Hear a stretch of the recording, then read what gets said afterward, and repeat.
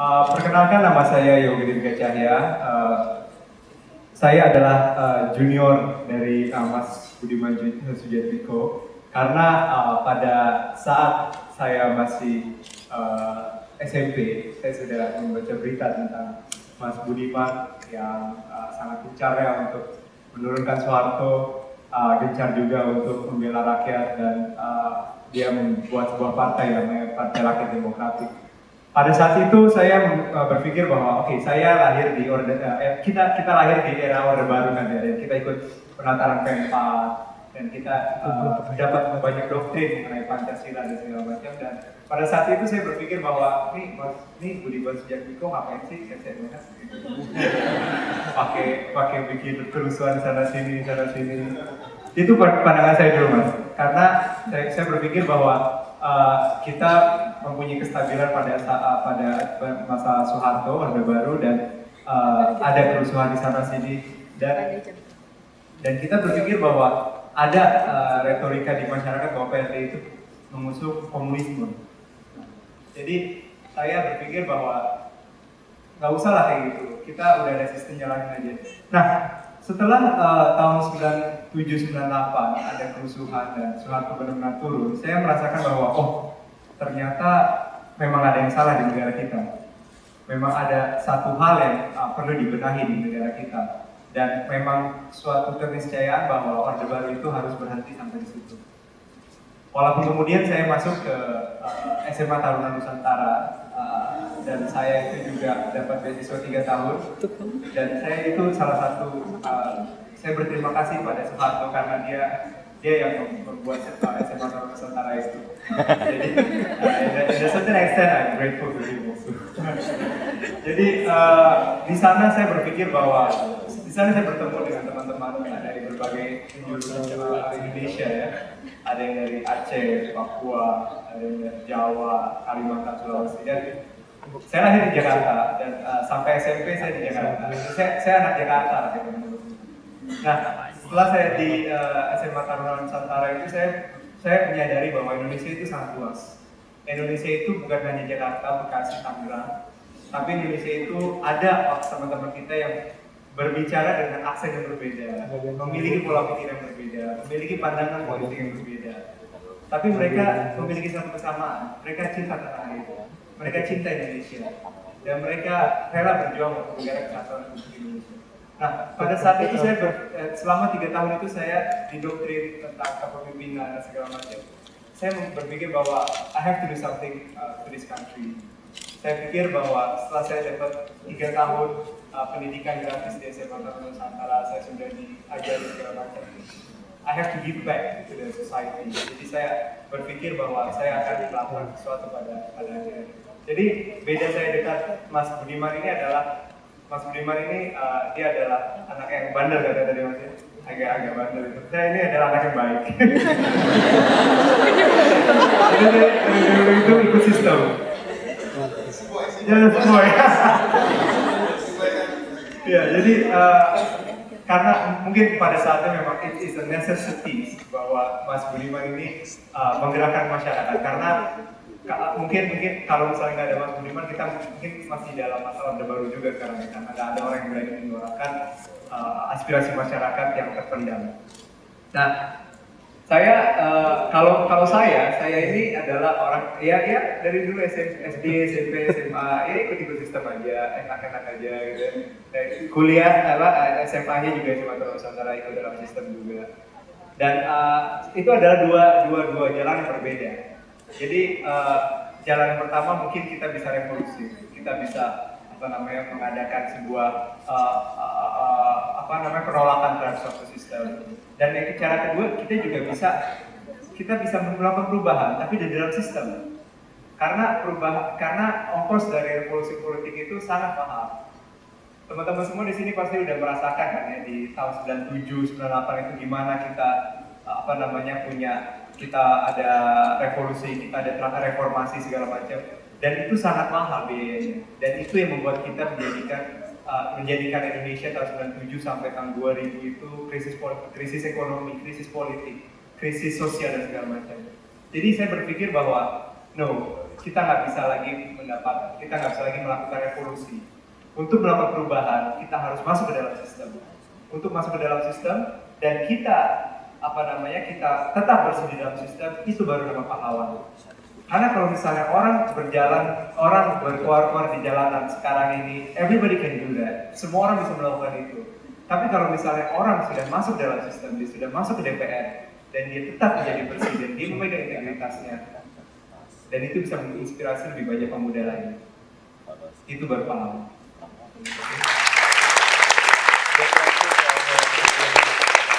Kemudian saya kuliah di Singapura. Saya kuliah di NTU, New Technological University. Alhamdulillah saya dapat beasiswa di sana. Jadi di sana walaupun saya di luar negeri, rasa nasionalisme saya tidak pernah surut. Jadi saya ikut PPI Singapura. Kalau di sini BEM lah ya. PPI Singapura saya sempat saat di PPI Singapura itu saya adalah pertama kali yang berinteraksi dengan TKI yang ada di Singapura. Nah, di Singapura ada sekitar 200.000 orang Indonesia yang dari 200.000 itu Mas ya, ada 120.000 tenaga kerja Indonesia dan semuanya adalah MEIS adalah pembantu rumah tangga. Nah, saat saya berinteraksi itu saya memberikan tutoring. Jadi saya ngajarin bahasa Inggris, saya ngajarin komputer, ngajarin kasih motivasi ke mereka. Nah, saat saya ngobrol-ngobrol sama mereka itu, saya berpikir mereka itu sering curhat sama saya, Mas Yoga, saya ini kalau di rumah majikan nggak dapat makan, cuma sekali aja. Gitu. Dan ada juga yang bilang, Mas Yoga, saya kalau pulang ke Indonesia itu sering dipalakin sama oknum-oknum yang ada di bandara. Saya dipaksa untuk nuker duit dengan kurs yang sangat rendah. Gitu. Dan juga ada yang bilang saya disiksa sama majikan. Nah, saat saya mendengarkan berbagai keluh kesah seperti itu, saya berpikir we have to do something. Gitu. Dan ini kita nggak bisa biarkan karena mereka ini adalah warga negara kita juga. Dan sebagai informasi teman-teman semua, ada sekitar 4,5 juta orang-orang Indonesia yang bekerja di luar negeri, tinggal dan bekerja di luar negeri. It's a huge number. Itu lebih besar dari Jakarta Pusat dan Jakarta Selatan di combine all together. Jadi saya pikir bahwa perlu ada orang-orang perlu ada orang di DPR itu yang untuk memikirkan nasib mereka. Karena selama ini Dapil Jakarta 2 itu Jakarta Pusat dan Jakarta Pusat Selatan. By the way ada yang luar negeri loh. Jadi itu cuma sebagai by the way aja. Jadi tidak terlalu diperhatikan. Jadi saat saya mendengarkan keluh kesah TKI, saya coba sampaikan ke beberapa anggota DPR, Pak ada ini permasalahannya, Pak ada ini, Bu ada ini. Tapi what happened? Nggak ada, nothing happened. Jadi saya berpikir bahwa karena mereka datang ke sana hanya formalitas saja. Saat mereka datang dan mau selesai, mereka, oh iya saya mau ke Kinokuniya ini nanti gimana ya naik ya. Jadi mereka yang dalam pikiran mereka itu cuma jalan-jalan jadinya. Jadi datang ke KBRI untuk diskusi itu hanya sebagai formalitas. Dan jadi saya berpikir di situ bahwa saya perlu beraksi. Saya juga perlu, mungkin kalau misalnya dulu Mas Budiman itu mendirikan PRD. Kalau saya ingin masuk ke dalam sistem dan saya ingin berbuat lebih baik untuk kemaslahatan TKI yang ada di luar negeri. Jadi seperti itu. Nah, jadi bagaimana caranya? Caranya adalah saya menggagas sebuah kampanye yang dinamakan kampanye putih. Kampanye putih ini apa? Seperti namanya, kita sering melihat ya di Indonesia itu ada black campaign, ada kampanye yang pakai money politics, ada kampanye yang menjelek-jelekan pihak lawan. Itu yang membuat masyarakat kita antipati terhadap politik, khususnya pemuda. Jadi kalau dibilang politik itu kotor, teman-teman politik itu kotor nggak? Apa? Iya kan? Nah, itu yang membuat antipati masyarakat Indonesia khususnya terhadap politik. But you have to remember, yang kotor itu bukan politik. Yang kotor itu adalah oknum-oknum yang memanfaatkan politik untuk kepentingan pribadi dan golongannya. Bukan politik itu kotor.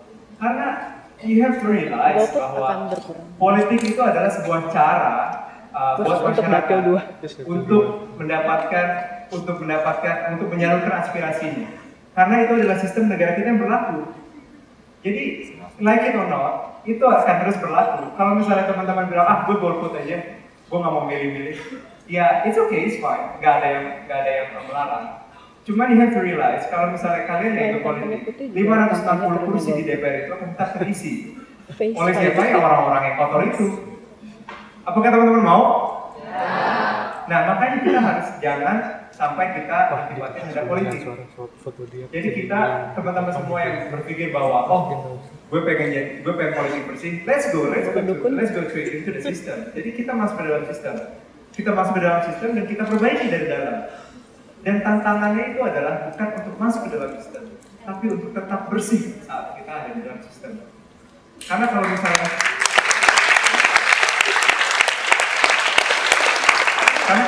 kita berpikir bahwa kita masuk ke dalam sistem, godaannya besar dan at the end of the day, ya banyak lah yang kita lihat di koran-koran ada bahkan ustaz atau profesor, dia juga korupsi dan segala macam. So the challenge is gimana caranya kamu bisa masuk ke dalam sistem dan tetap bersih di sana. Dan itu akan tetap, kita bisa melihat bahwa masih ada harapan di Indonesia. Di Indonesia itu ternyata politik itu kita bisa tetap memperbaiki keadaan dari dalam. Oke, next. Ini sekedar kurikulum vitae saya. Saya lahir di Jakarta 15 November. Sekarang saya 26 tahun. Anak kedua dari 14 saudara. Ya, saya di SMATN, NTU. Sekarang saya adalah manajer di National Environment Agency. Itu adalah Departemen Lingkungan Hidupnya Singapura. Jadi saya bisa dibilang PNS juga, pegawai negeri Singapura. Nah, tapi saya udah tender my resignation, jadi my last day will be 31st of July. Jadi saya mau fokus ke politik. Nah, karena itu teman-teman saya banyak yang tanya, lu ngapain sih masuk politik? Politik itu kan kejam, politik itu kan kotor. Lagian terus sekarang udah settle di sini, udah jadi manajer di NDA. Gak banyak loh orang Indonesia yang bisa kayak gitu. Nah, saya jawab, gue bisa terusin kehidupan gue sekarang. Sekarang udah settle, get married. By the way, saya sekarang masih single ya.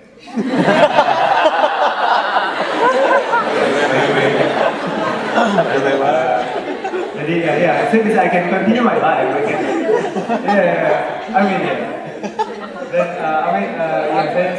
Saya bisa melanjutkan kehidupan saya sekarang. Tapi, but what's in me? Karena saya udah berpikir bahwa I have to do something for my country. Dan saya percaya bahwa saya memiliki kapabilitas dan kapasitas yang cukup untuk mewakili teman-teman masyarakat Indonesia. Aku nggak yakin kontennya didengerin setelah single itu. Iya langsung. Saya berpikir bahwa I have to sacrifice something. To be frank, gaji saya di sana dan gaji DPR itu comparable. Dan saya rela melepaskan jabatan saya di sana. Karena apa? Karena saya percaya bahwa kalau misalnya kita punya kemampuan dan kita punya pendirian yang tinggi dan kita mampu untuk menjawab tantangan itu, insya Allah kita bisa jadi pembawa perubahan di Indonesia. Ya, itu penghargaan bisa dibaca sendiri. Oke, next. Ya, ini pengalaman organisasi. Saya ketua OSIS SMA SMP 75, sekretaris umum OSIS SMATN, ketua divisi sosial budaya NTU, BMNTU. Nah, saya di Singapura itu ini jalan yang berbeda juga dengan kebanyakan politisi yang ada di Indonesia. Di Indonesia itu politisi itu biasanya ikut KAMI atau KMPI. Kalau saya enggak, maksudnya saya juga ikut punya pengalaman organisasi tapi di luar. Dan saya berharap bisa membawa angin segar dalam perpolitikan di Indonesia, karena saya sudah melihat bagaimana politik di Singapura itu berjalan, bagaimana sistem itu implemented in the right way. Jadi saya berharap bisa membawa angin segar dan membawa kontribusi positif juga ke masyarakat Indonesia. Ya, sekarang saya saya pernah jadi presiden Indonesian Professional Association, yang itu membawahi sekitar 13.000 anggota. Sekarang saya ketua dari Forum Komunikasi Masyarakat Indonesia di Singapura. Itu adalah payung yang membawahi seluruh organisasi masyarakat Indonesia di Singapura. Jadi membawahi sekitar 200.000 orang. Nah, sekarang saya calon anggota legislatif dari Jakarta 2 dari Partai Amanat Nasional. Oke, seperti yang saya bilang tadi, politik saat ini kan teman-teman bilang kotor kan ya? Betul. Yang pertama itu mahal, karena ongkos politiknya mahal ya Mas ya. Saya nggak tahu Mas Budiman itu berapa ngeluarin ongkos politiknya. Itu mahal ya jelas. Yang kita lihat orang bilang politik itu kan kalau misalnya lu mau masuk ke anggota jadi anggota DPR itu harus siapkan 5 miliar, 10 miliar baru masuk gitu ya. Enggak ya Mas ya? Glad to hear that. Nah, pasti tapi di koran kita membaca seperti itu dan ada memang beberapa yang seperti itu dan kenapa itu mahal karena mereka itu mau cari cara gampangnya aja karena mereka mau berpikir bahwa oh saya mau ngumpulin orang saya sewain bus masuk bisa ada panggung dangdut artis ibu kota terus selesai waktu makan saya dikasih nasi kotak nasi bungkus dan di dalam nasi kotak bungkus itu ada selebaran selasanya itu dikasih amplop pulang happy. Nah, itu masyarakat sekarang ya. Jadi itu yang membuat ongkos politik jadi mahal akhirnya dan juga mereka pasang banner gede-gede reklame gitu calon pemimpin bangsa. Ada yang bilang capres terganteng di Indonesia. Belum ketemu saya nih.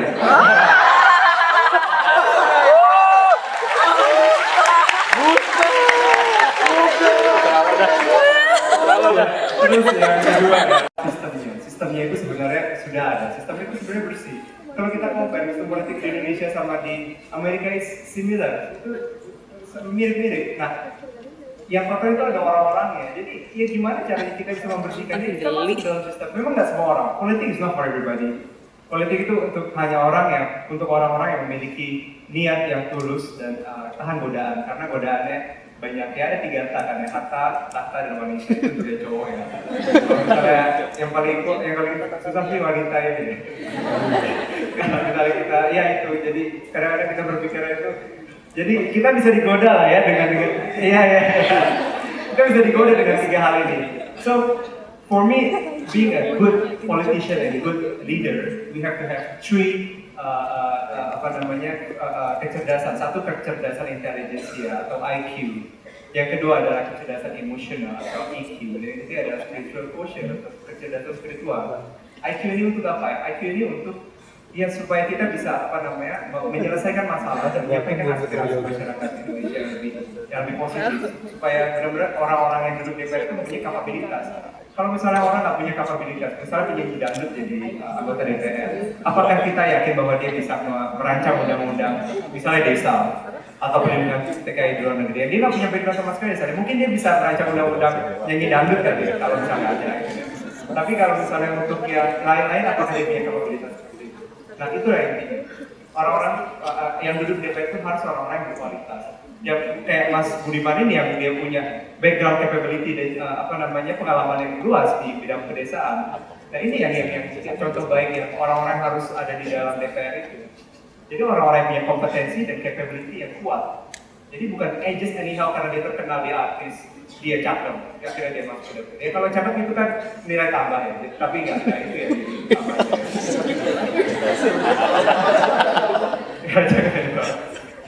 Oke, yang ketiga terpenuhi dalam dinasti keluarga. Sebagai informasi teman-teman, di DPR itu dari 100% 560 anggota DPR, sekitar 90% itu kembali nyalon lagi. Dan dari yang 10% itu yang nyalon dari 90% itu yang mencalonkan diri itu adalah ya temannya, saudaranya, anaknya, istrinya. Dan itu ya belum tentu mereka mempunyai kapabilitas dan integritas yang tinggi gitu. Jadi apakah kita rela politik kita itu hanya dikuasai oleh segelintir orang aja, segelintir dinasti keluarga yang kalau misalnya dia udah punya dinasti keluarga ya jelas dia ingin memperkaya, ya jelas ya maksudnya ya kebanyakan ya saya nggak bisa pastikan juga kebanyakan untuk memperkaya keluarga dan segala macam. That's the problem. Itu yang harus kita hentikan. Di dalam lingkaran setan ini kita harus putus supaya gimana cara memutusnya ya kita generasi muda ini yang masuk ke dalam politik dan kita berani karena menurut saya sistem pemilu di Indonesia ini sudah cukup bagus Jadi kita sudah punya berbagai macam berbagai macam lembaga ya untuk ensure bahwa politik atau pemilu akan berjalan dengan bagus dan jujur dan adil. Jadi I still have a high hope for Indonesian election. Jadi kalau misalnya udah ada sistem yang bagus di election, insya Allah kita bisa mendapatkan wakil rakyat sesuai dengan apa yang kita inginkan. Oke, lanjut. Oke, filosofi kampanye putih itu ada 3. Bersih, transparan, profesional, atau saya singkat PTP, bukan Basuki Cahayapurnama ya. Bersih, transparan, profesional. Jadi, oke, ya. Kalau misalnya dilihat kartunnya itu ya, yaitu kita bisa lihat bahwa dia ada motivasi yang lain untuk masuk atau ikut pemilu. Jadi dia udah keluarkan duit bermiliar-miliar. So what do you expect? Ya mereka akan mau mengembalikan investasinya. Karena saya berpikir bahwa kalau misalnya saya punya uang 5 miliar ya, ayo mereka dari parlemen. Gue mau bisnis aja gitu. Ngapain juga masuk ke parlemen ya? Mendingan kita buka bisnis. Tapi kenapa dia rela bermiliar-miliar itu udah masuk? Karena dan logically thinking kita bisa berpikir bahwa ya dia pengen mendapatkan hal yang lebih gitu. Jadi saat di DPR itu ya mereka akan mengambil menurut kekayaan negara kita dengan sebanyak-banyaknya. So do you want that to be happen in Indonesia? Enggak kan? Jadi kalau misalnya kita mau berpikir politik, kita mau bersih ya kita harus benar-benar kritisi calon-calon itu siapa. Jadi ada harapan di Indonesia. Jadi jangan lihat partai, tapi lihat orangnya. Ya. Bersih, transparan. Transparan itu artinya saya ingin mengkampanye, mengadvokasi kampanye yang transparan. Jadi segala macam pengeluaran kita, segala macam budget kita akan saya masukkan ke dalam website saya. Jadi semua orang itu bisa melihat siapa yang menyumbang. Bahkan even kalau misalnya dia anonimus, dia nggak mau diambil kasih tahu namanya, kita masukin anonimus, tapi akan kita kasih amountnya berapa. So itu akan bisa membuat orang yang percaya sama kita bahwa nggak harus kita keluarkan berbiliar-biliar lalu orang bisa lihat bahwa ini dipakai buat apa. Dan profesional. I do believe bahwa kampanye itu kita harus siap profesional. Jadi nggak bisa kita pakai traditional method yang pakai dangdutan segala macam. Iya, jadi itu not gonna work.